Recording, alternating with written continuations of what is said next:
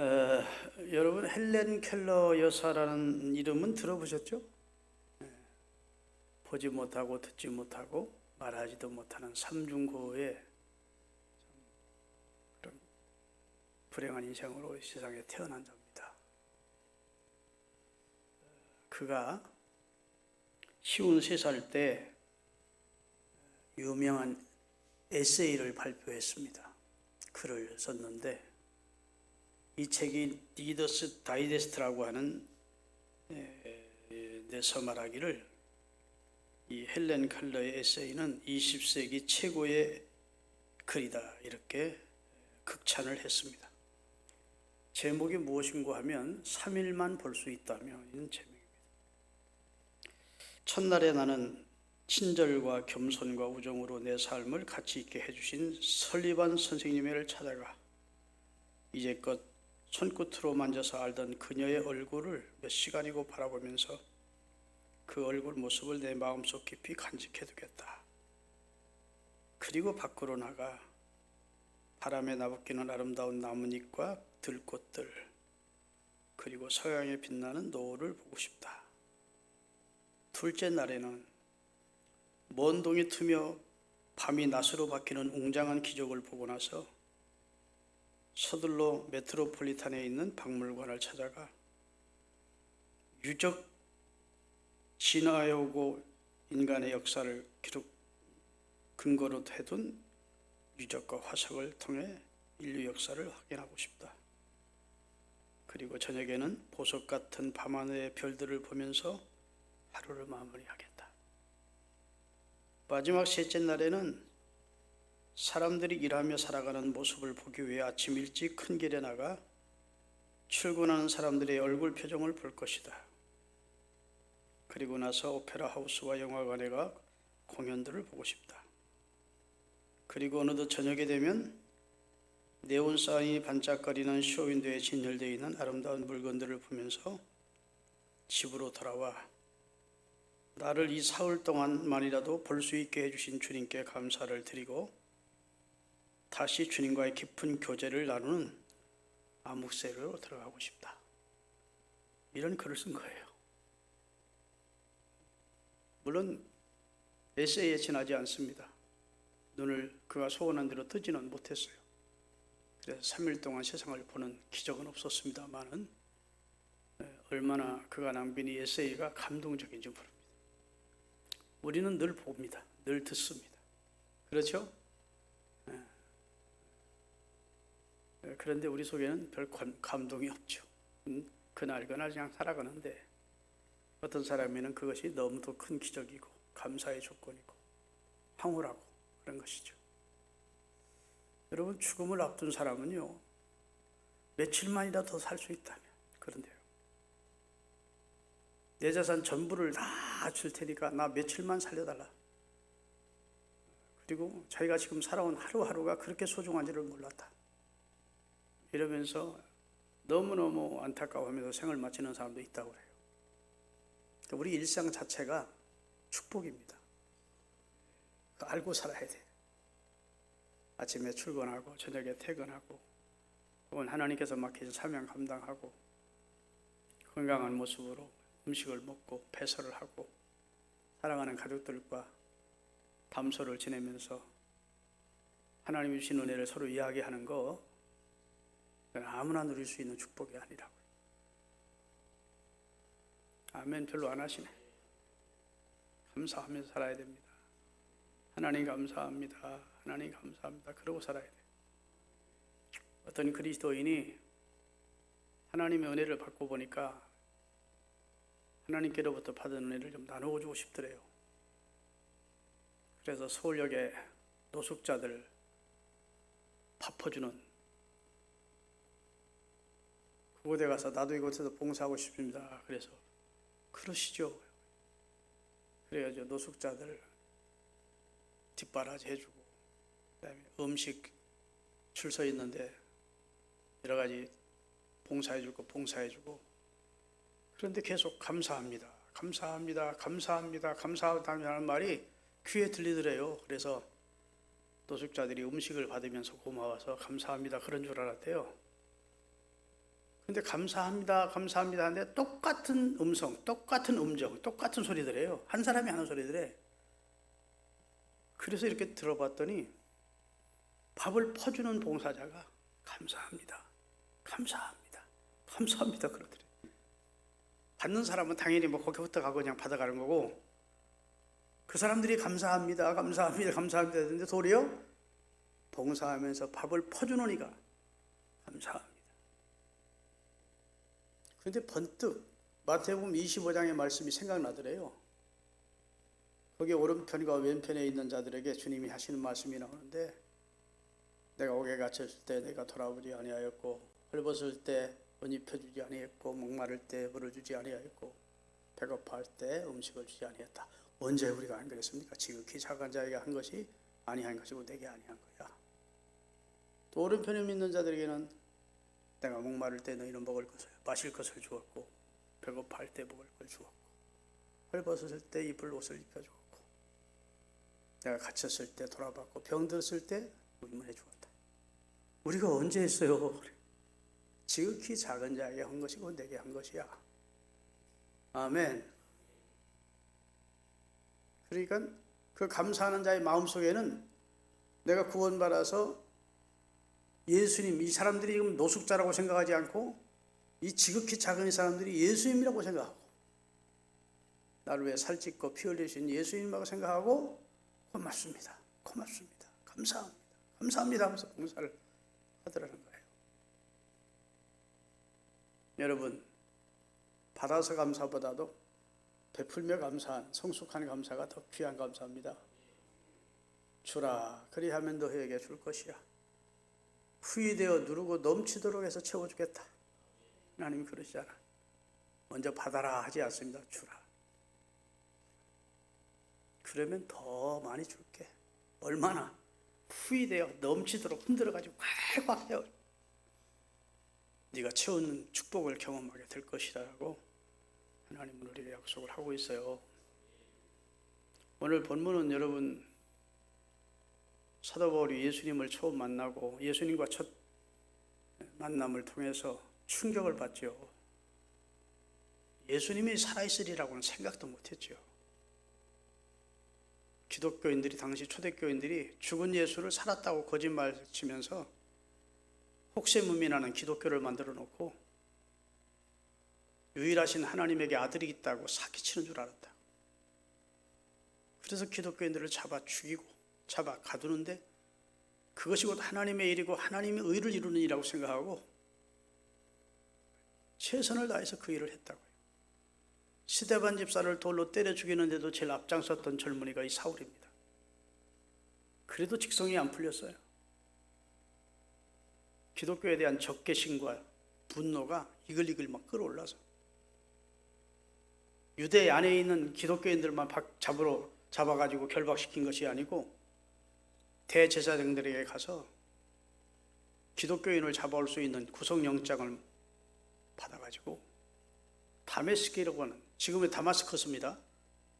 지금 이스라엘과 이란 간에 좀 전쟁이 자꾸 벌어지기 일보 직전인데, 지금부터 보름 전에 이스라엘의 포가 다마스커스, 시리아의 다마스커스에 있는 이란 영사관을 맹폭함으로 거기 이란 혁명수비대 높은 사람들이 죽었거든요. 이 다마스커스가 시리아의 수도입니다. 그 다마스커스라는 도시가 옛날 다메섹이에요. 그곳에 기독교인들이 많이 숨어 있다는 말을 듣고 체포하러 갔다가 주님을 만나게 된 거죠. 주님이 어떤 모습으로 바울을 처음 만나 주시느냐 하면, 한순간 강력한 빛이 하늘에서 내려 비치면서 그가 꼬꾸라져 떨어져 엎드려졌는데 하늘에서 소리가 들리는 거죠. 사울아, 사울아, 네가 어찌하여 나를 박해하느냐.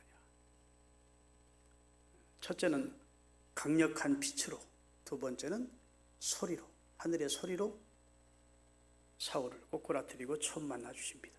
예수님의 얼굴은 보지는 못했죠. 그렇죠? 여러분, 빛은 생명의 상징입니다. 빛이 없는 곳은 생명이 존재할 수 없어요. 모든 생명체는 빛 때문에 존재합니다. 아주 깜깜한 굴 속에 들어가면 거기는 어떤 생명도 못 살아요. 빛이 여명이라도 들어와야 거기에 무슨 진드기도 살고 뭣도 살고 하지, 아주 깜깜한 깊이 들어가면 어떤 생명체도 존재할 수 없어요.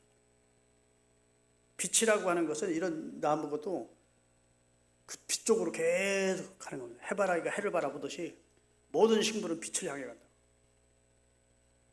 여기서 예수님은 자신을 가리켜 빛이라 하셨습니다. 나는 생명의 빛이다. 아멘. 빛이 이 세상에 왔는데 어둠이 겉없이 있는 세상 사람들이 빛 대신 예수님을 몰라봤다는 거예요. 예수님께서 강력한 빛으로, 그리고 음성이라는 소리라는 것은 따라합니다. 하나님은 말씀하시는 분이다. 하나님은 입을 닫고 계시거나 묵묵부답하시는 벙어리가 아니에요. 하나님은 말씀하시는 분이다. 말씀이 육신을 입고 이 땅에 오신 현현하신 분이 예수님이시고, 성경 첫 장 첫 절부터 여호와께서 말씀하시는 것을 나옵니다. 아멘 할 때까지 기다려요. 하나님은 말씀하세요. 그리고 그 말씀하신 바를 꼭 이루시는 분입니다.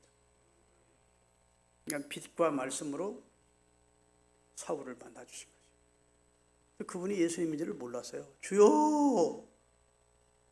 누구십니까? 여기 주여라고 하는 말은 아주 절대자를 향한 공손한 질문입니다. 이거 자기를 꼬꾸라뜨시는 분이 이게 하늘에서 소리가 나지, 하늘에서 빛이 비춰지지 않으니까, 이건 아무리 바보라고 하더라도 이것은 인위적인 작용이 아니고 신적인 역사라는 사실을 그도 인식할 수 있었죠. 주여 누구십니까? 나는 내가 박해하는 예수야. 그 음성을 듣고 그 다음에 지금 가던 다메섹으로 들어가라 그럽니다. 아멘. 그리고 너를 지도해 줄 사람을 내가 보낼 것이다. 6절을 볼까요? 우리 사도행전, 아니 안 띄워도 돼. 그냥 이렇게 성경 펴놓고 사도행전 9장 6절 다 같이 읽겠습니다. 너는 일어나 시내로 들어가라. 네가 행할 일을, 네게 이를 자를 내가 보내주겠다는 말입니다. 너의 앞날을 지도해 줄 사람을 내가 준비해 놓고 있으니까 너는 시내로 들어가. 그래서 눈은 멀었으니까 같이 가던 동행자들의 부축을 받고 다메섹 시내로 들어가서 집과 사거리에 있는 유다라는 사람의 집에 머물게 된 것입니다. 그리고 3일 동안을 식음을 전폐했어요. 눈은 안 보여. 자, 눈 안 보이는 것은 누구의 역사입니까? 주님의 강타한 겁니다. 주님이 그냥 주먹으로 한번 친 것처럼. 이건 자의에 의해서 지금 못 보게 된 게 아니고 타의에 의한, 하나님에 의한 강권적인, 하나님께 한번 투드러 맞은 것 같은, 그래서 눈이 안 보이는 거예요. 그 다음에 식음은 누가 전폐했을까요? 하나님이 먹지도 못하고 마지도 못하게 하진 않았을 거야. 그건 자의에 의한 결정입니다. 너무 큰 충격을 받아서 변화가 일어나는 과정이었음을 암시하고 있는 겁니다. 그렇죠? 아무런 변화가 없었다면 야 바꿔 가라 먹어라. 눈은 안 보이더라도 식음은 전폐하지 않았을 거예요. 그런데 이건 너무 큰 충격을, 홍두깨로 뒤통수를 맞은 것처럼, 아니 예수가 죽은 줄 아는데 살아있었고, 그분은 부활하셨고, 그분은 길을 가는 자기를 만나주시고 자기 삶을 지금 송두리째 180도로 바꿔주는 역사를 하고 있다 그 말이에요. 너무 큰 충격에 먹을 수도 없었고 마실 수도 없었다. 그러니까 타의에 의해서 눈은 안 보이고 자의에 의해서 자기 의지로 먹거나 마시지 않고 기도하고 있었습니다. 아멘. 한편, 여러분 우리가 영화 같은 거 보면 한편 그러잖아요. 한편 하나님은 직가라고 하는 곳에서 예수 그리스도를 주로 믿고 있는 그리스도인 아나니아라는 사람에게 주님이 나타나서 성령으로 말씀하시기를 사울을 찾아가라. 아멘. 어디에 있다는지 정확히 위치도 일러주십니다. 참 하나님은 주도 면밀하십니다. 하나님이 하시는 일은요 정말로 오차 없으십니다. 다음 장에 우리가 배우겠습니다는 고넬료 하나를 구원시키려고 하나님이 천사를 보내고 베드로를 청하게 하고, 베드로가 안 갈 것 같으니까 하나님께서 환상을 보여주시고 따라가게 하시고, 그리고 복음을 전할 때 그들 가운데 성령이 임하게 하심으로 백부장 고넬료의 온 가족을 구원하시는 하나님을 보면서 이디오피아의 간닥의 내시가, 우리가 지난 장 8장에 공부했잖아요. 예루살렘에 와서 예배드리고 자기 고국으로 가는 길에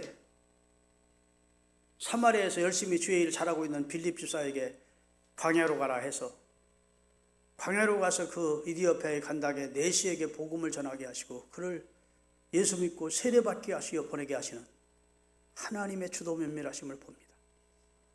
아멘. 이디오피아의 간닥의 내시가 구원받는 것이 누구의 은혜입니까? 주님의 은혜죠. 사람을 물론 사용하셨지만 궁극적으로는 주님이 하시는 일이에요. 주님이 주도적으로 하신 일이에요. 사람이 그렇게 계획을 세운 게 아닙니다.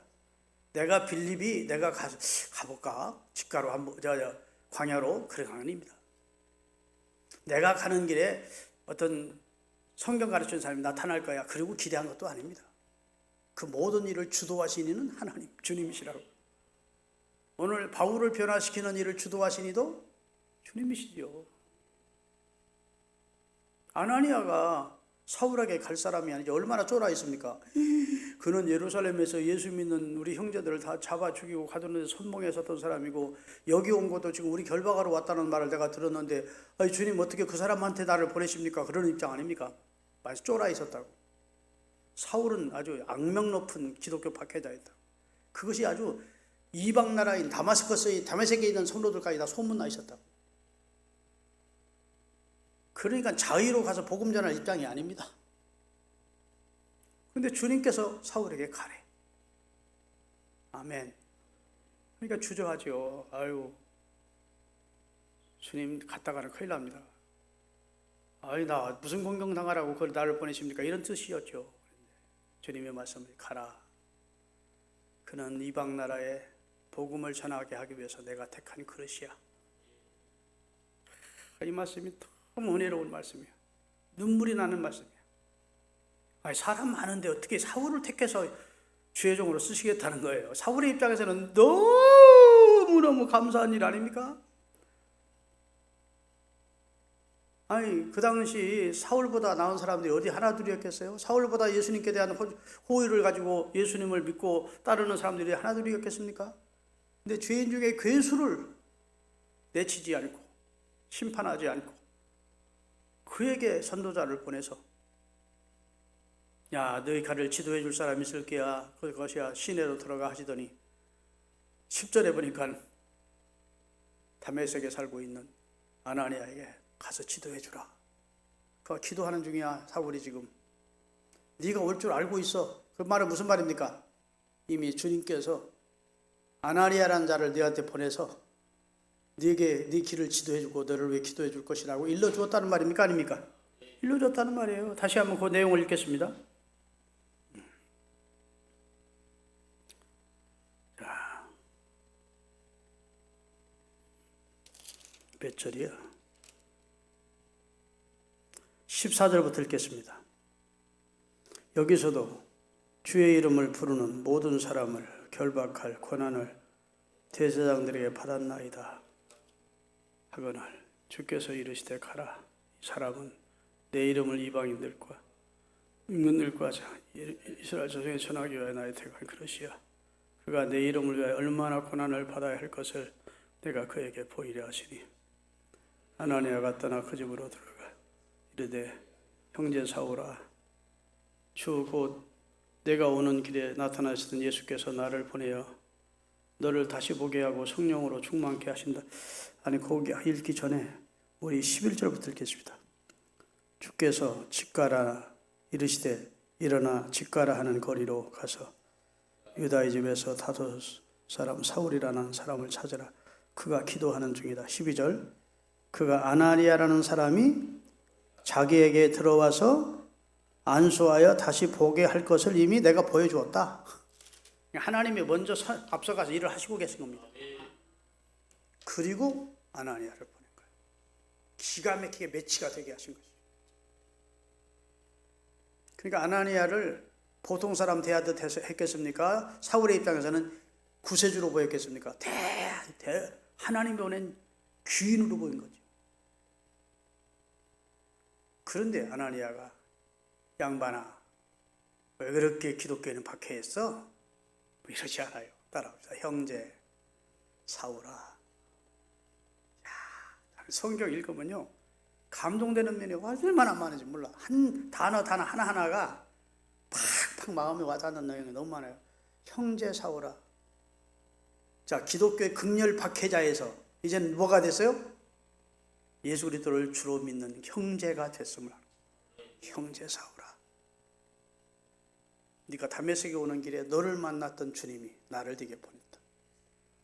너는 이방의 전도를 위하여 하나님이 택한 그릇이래. 그리고 기도를 해주었더니 그 즉시, 그 말은 즉시라는 말 원어적으로 말하면 그러자 그 말입니다. 안수를 하자 그러자 그의 눈에서 비늘 같은 것이 벗겨지면서 보게 됐어요. 아멘. 그리고 주 예수님의 진정한 그리스도로 변화가 된 것이죠. 그리고 오늘 본문 후반부에 보면 그 즉시로 회당에 가서 예수 그리스도는 하나님의 아들이시고 인류의 구원자시다. 이렇게 지금까지 다메섹에 오기 전에는 예수는 사기꾼이야. 예수는 죽었어. 기독교는 혹세무민하는 그런 사단의 종교다. 이단이야. 그랬을 텐데 내가 잘못 알았었다. 예수님은 정말 부활하셨고 그분은 하나님이 보내신 하나님의 아들이다. 그러면서 나를 부활하신 주님이 만나주셨다. 그 내용을 전했다는 겁니다. 사람들이 다 당혹했대. 저 사람 저 기독교 최고의 극렬 핍박자인데 저 사람이 맨날 후에 갑자기 변해가지고 기독교를 전하니까 다 당혹했다고 성경을 말하고 있어요. 누가복음, 사도행전은 누가가 기록했습니다. 누가복음은 누가 전서고 사도행전은 누가 후서입니다. 누가는 초대교회 역사를 기록을 했는데 초대교회 역사는 대략 간략하게 그 역사가 얼마나 그 내용을 기록하려면 성경책 이거 가지고 되겠습니까? 기독교 역사는 초대교회 역사는 간략하게 기록했는데 그 가운데 바울의 회심 과정만은 3번을 강조합니다. 9장에 바울이 회심한 얘기가 나오죠. 사도행전 22장에 바울이 회심한 얘기가 나오죠. 사도행전 26장에 바울이 회심한 얘기가 나와요. 그만큼 놀라운 사건이 극렬 박해자였던 사울이 이방인의 사도로 기독교계에 찬란히 빛나는 하나님의 종으로 쓰임받는 사람으로 변화된 것은 그만큼 특기할 만한 사건이었다고. 누가 하셨다고요? 주님이 하신 거예요. 주도권을 주님이 가지고 하시는 거예요. 여러분과 제가 구원받은 것은 주도권이 주님에게 있었다고 믿으십니까? 태어나다 보니까 어떻게 예수 믿는 가정에서 태어났어요. 주님이 하신 일이 아니에요. 부모님이 어떻게 예수를 믿고 나도 이제 거기서 태어난 거예요. 그래도 주님이 하신 일이요. 기독교 가정이 여러분이 잉태되도록 만세전에 나를 택정하시고 어머니 모태에서부터 나를 성별시킨 분이 주님이시라고 하나님이 말씀하고 있으니까 신비로운 세계가 있는 겁니다. 우리가 알고 있고 인식하는 세계만 있는 게 아니고 영적인 신비 세계가 있는 거예요. 그 신비한 하나님의 섭리와 경륜 속에 여러분과 제가 택정함을 입었었고 우리가 예수 믿고 하나님의 교회에서 일하게 된 것이 하나님의 주도적인 은혜입니다. 이걸 꼭 기억하시는 여러분이 되시기를 예수 그리스도의 이름으로 축원합니다. 할렐루야.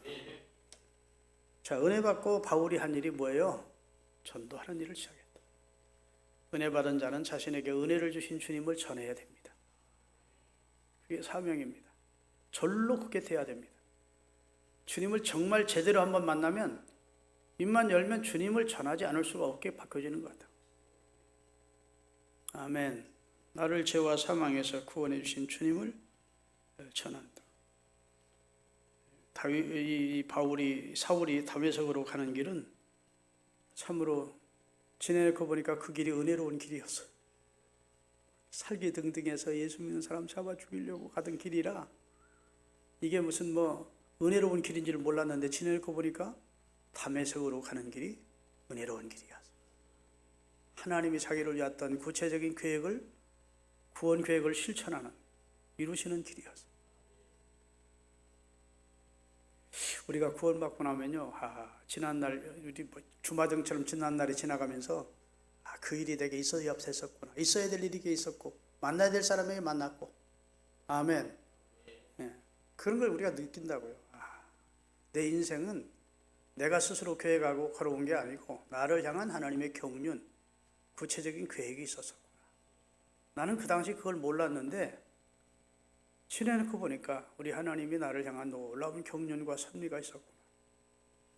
그러기에 우리는 지금 당장 내게 조금 불리하고 어려운 일을 만났다 해서 즉각적으로 입에서 원망하는 말이나 불평하는 말을 내면 안 된다는 겁니다. 아멘. 합력해서 내게 다 유익이 되도록 도와주시는 하나님을 믿는 사람은 그러면 안 된다. 여러분, 요셉을 보면요, 어제 우리 부흥사님이 그런 얘기를 하더라고요. 요셉은 17살 때까지 성숙기였어요. 17살 때부터 30세까지는 시련기였습니다. 감옥에 갇히고 고난을 당하고 30세에 갑자기 상승해서 애굽의 국무총리가 된 다음 그가 죽을 때까지 형통기를 느낍니다. 형통. 성장기를 거쳐 시련기를 거쳐 형통한 삶을 살게 돼요. 그런데 30세 넘어서부터 형통하기 시작해서 현실적으로 보면, 그런데 13세에 형들에게 팔려가지고 17세 애굽으로 내려왔는데 그때부터 형통했대 하나님이. 여러분 성경 보세요. 요셉이 보디발의 집에서 형통한 자가 되어. 아멘. 거기서 자유 없는 노예 종의 신분이었는데 형통한 자였대 하나님이. 요셉의 하나님이 형통케 하셨다. 감옥에 갇혔는데 여호와께서 요셉을 형통케 하셨다. 감옥에 억울하게 감옥 갇혔는데 그게 형통한 일입니까? 근데 하나님의 시각으로 보면 형통케 하기 위한 과정이었다는 거예요. 이스라엘을 가나안 땅에서 애굽으로 불러내가지고 나중에 200만 큰 민족을 이루어 다시 가나안 땅으로 보내기 위해서 하나님이 요셉을 먼저 선발대로 보내면서 억울하게 데려와서 억울하게 종으로 가고 억울하게 감옥에 갔지만 그 모든 것은 다 형통이었다. 하나님이 함께 하시면 형통이라는 거예요. 다른 게 형통이 아니고 하나님이 함께 하시면 고통도 형통이래. 억울함도 형통이래. 결국 형통을 주기 위해서니까. 하나님의 뜻을 이루기 위해서니까. 할렐루야. 우리 그런 시각 가지고 지금 형통하지 못하다고 해서 예수 괜히 믿어가지고 이렇게 생각하지 않기를 주의 이름으로 축원합니다. 네. 형통을 향해서 우리를 이끌어 가시고 나중에는 천국의 형통까지 주시는 하나님을 믿으십시다. 그런데 하나님이 하시는 일은 무엇을 통해 하시느냐? 믿는 이의 순종을 통해서 하나님은 그 일을 이루셨어요. 아나니아가 끝까지 순종 안 했더라면 하나님이 일 못할까요? 할까요? 다른 사람을 통해 하시죠. 아나니아가 끝까지 안 가겠다면 하나님은 다른 그리스도인 통해서 아나니아가 안 가겠다, 네가 가라 해서 그 일에 동참시킬 거예요. 그러면 아나니아는 하나님의 귀한 일에 쓰임을 못 받는 불행이 된 거예요. 구원은 받겠지만 하나님의 일에, 하나님의 선하신 사역에 동참을 못해. 불순종했더라면. 하나님은 하나님의 일이 중단되는 법은 없습니다. 어떤 사람을 구원하고자 하는데 그 사람을 하나님이 능력이 부족해서 구원치 못하는 일은 없어요. 하나님은 전능하시니까. 그러니까 굴러다니는 돌멩이를 가지고도 아브라함의 자손을 만들어 쓸 수 있는 분이 하나님이라니까. 전과 10번, 20번짜리도 변화시켜서 목사 만들고 귀한 사역을 쓰신 분이 하나님이니까. 하나님이 못할 일은 없어요.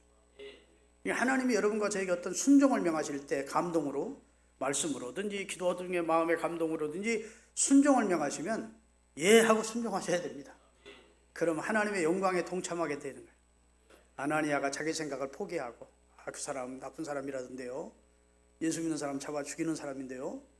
내 생각은 너무 무서워서 못 갑니다. 이랬더라면 그 아나니아라는 이 참으로 귀한 이름이 성경 이 귀하게 이렇게 기록되도록 하나님이 하셨겠습니까? 순종을 통해서 하나님은 하십니다. 여러분과 저도 하나님이 우리 뭐 그 대단한 걸 하나님이 요구하는 게 아니에요. 깨우쳐 주시면서 순종해라 하는 겁니다. 다 아멘 할 때까지 기다려. 여러분이 무슨 뭐 재산 팔아바치라고 하나님 그러지도 않고, 여러분이 앞으로 높은 지위에 올라가서 나한테 충성해라 그러지 않아요. 지금 현재 위치에서 하나님이 주시는 말씀, 강단을 통해서 들려지는 말씀, 혹은 기도 중에 깨우쳐 주시는 말씀, 성경 읽다가 내 말로 와닿는 말씀 순종하면 되는 거예요. 아멘. 그게 신앙생활 잘하는 거예요. 신앙생활이 막 등어리가 뜨끈뜨끈하고 막 입에서 막 방언이 막 다 터져 나오고, 그런데 하나님의 말씀을 순종 안 하고 살아. 그거 하나님 기뻐하지 않습니다. 조용한 것 같은데 묵묵히 하나님 말씀 순종해 간 사람들이 있어요. 그런 사람들을 통해서 하나님이 역사하신다. 할렐루야. 나는요, 왜 주님이 그렇게 어렵게 일하실까 싶어. 강력한 빛으로, 그 다음에 말씀으로, 그 다음에 그 아나니아라 오라가고, 그 다음에 만나게 하고, 그럴 필요가 뭐죠? 야, 내가 진짜 하나님의 아들이야, 네 구주야. 내가 너를 이방인의 사도로 택했어. 너 오늘부터 예수 복음 전해라. 아니, 아나니아라 보내지 않고 다 하나님이 다 해서 하나님의 사도 만들 수 있을까 없을까? 있지요. 근데 하나님은 여러분과 저를, 하나님의 뜻에 합한 자를 하나님의 일꾼으로 사치 사용하기를 원해. 따라합시다. 우리가 하나님과 함께 일하는 자로서 너희를 권하노니 하나님의 은혜를 헛되이 받지 마라. 고린도후서 6장에 있는 말씀입니다. 우리를 하나님과 함께 동업하기를 원한대.